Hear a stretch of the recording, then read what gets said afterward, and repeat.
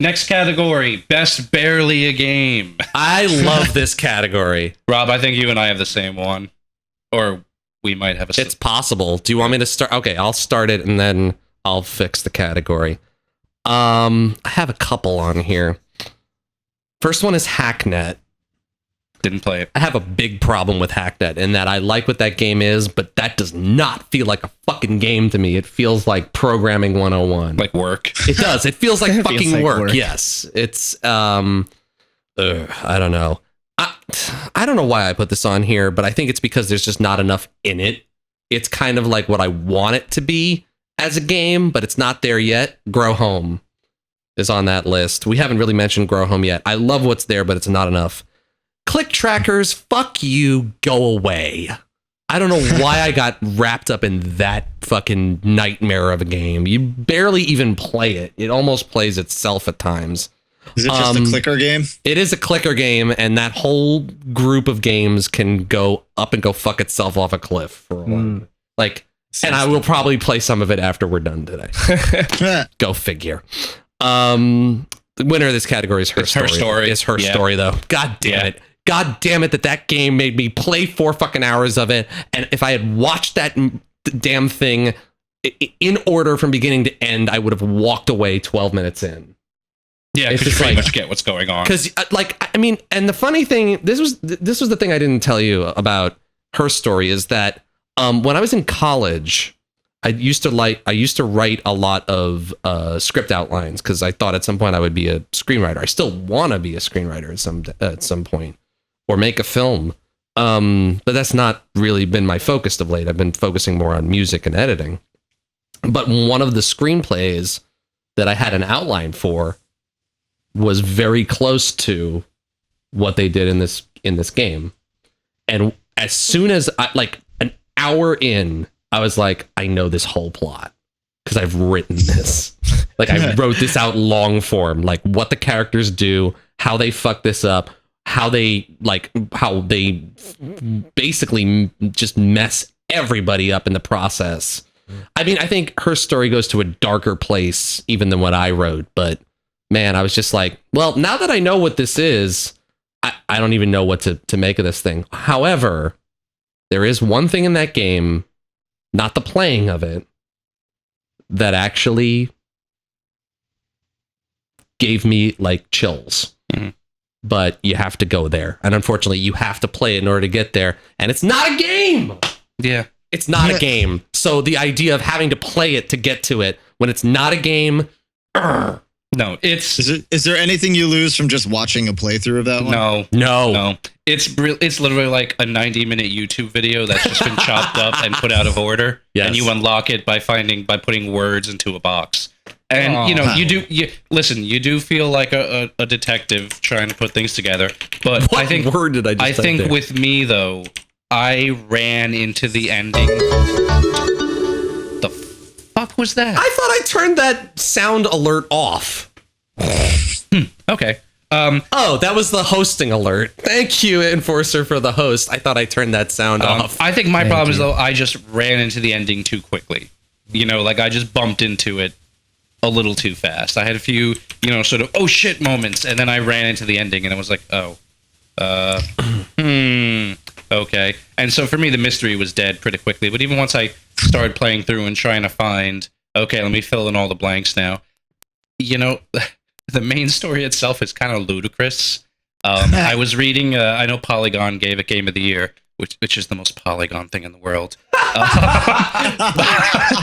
But I was reading the rundown of it, and I couldn't have agreed less when they were like, ooh, there's so many mysteries here and so many things left unsaid. And I was like, I unlocked all the videos. No, there isn't. It's ludicrous, but everything is accounted for. That's a Polygon thing to do. It really is. And also I don't, listen, I like detective games, but this really did just feel like a 90-minute YouTube video. I like it. Chopped up and put out of order. Interesting, really interesting experiment. I would like to see more games. If you want to make a detective game, I would like to see you play this first. I think it's the start of something good, but not really. like I wasn't thinking about it after I was done. Yeah, Which is weird because that's the exact opposite of the response. People are talking about it like it's it's Reva fucking Lutionary, and I'm like, compared to what? Carmen Sandiego? Yeah, like it's like, not. It's not like. I think the thing that's so great about it is that the woman who is at the centerpiece of it, she does such a great job. She's terrific. Oh God, she does such a it. FMV is a tough sell in a video game to begin with. Still not a game, but go with me here. Like, the story elements of it and the way it's presented are great, but playing it is just not fun. Like, I mean, how much can I say on the design element of how this game plays out without giving shit away? Just don't give away the twist. Oh no, I won't give away the twist. But I mean, the thing is, like, you're using a search engine to go through a database to bring up videos, and you can only bring up the first 5 videos of any search string you do. Which is so cheesy. Which is the worst! Because when you've found, a bunch of videos already, and you're getting more videos that would tell you more of the story, but you can't get to them unless you nail down a much narrower search string, it's like, well, fuck this bullshit. Okay, and what gets me too is that if you want to unlock all the videos, ATB, I'm watching you, brother. if you want to unlock all the videos and figure out everything that happened, you have to cheese the game. Yeah, because there's no way to. So, like, let's say I put in the word, murder, and it'll say 55 results found, only displaying first 5. And like some of those videos, murder is the only word they have in common. So there's no way for me to get some of those videos that are further along in the string unless you cheese the game, which I won't get into so how to annoying. do it here. But there's a very easy way to bullshit your way through it. It's fucking awful. I hate having to do that. Anyway, it's an interesting experiment, but that's just, for me, it just fell a little flat. Barely a Game Award goes to GTA 5. Next. Yeah, what's Boris? next? It sounds like that her story thing just sounds like the evolutionary step in like a text adventure. Oh yeah, you're just typing shit in and waiting for the results. Yeah, I would agree with that. Yeah, it's like the natural evolution of Zork or something or whatever the hell it is. Like I said, interesting experiment. I'd like to see people who play this, who make games, what they do with it. But it's a first step. It's an interesting experiment, but that's cool. Really it. Next category? No. Do it. Kevin and Kevin. Boris have to go. Yeah. Sorry. Yeah, I mean, I gotta. The only one I can really put into this category, even though I did enjoy it, is the Dr. Langskoff the Tiger, the Terribly Cursed Emerald, the Whirlwind Heist. Oh, please say that title every single time because it's amazing. I think that's gonna be Kevin's alarm from now on. I mean, that's a game in the sense that you are interacting with a ride at Disneyland. There's really not a lot you can do outside of it. I only went through it once, so I don't know how many variations there are, but it looks like there are not necessarily many, just judging by the way the actions of the game went through in my playthrough of it. Whereas Stanley Parable, you feel like there are a lot of options, a lot of things you can. Oh, Stanley obviously Parable. Two very different size of scope games, because the Dr. Langskoff the Tiger and the Terribly Cursed Emerald Heist is only supposed to be. You need a 20 shorthand minutes. for that Just game. call it Dr. No, Langskoff. never do shorthand. You need a shorthand. I want to hear every goddamn title. Do what every other game does. Make an acronym or something.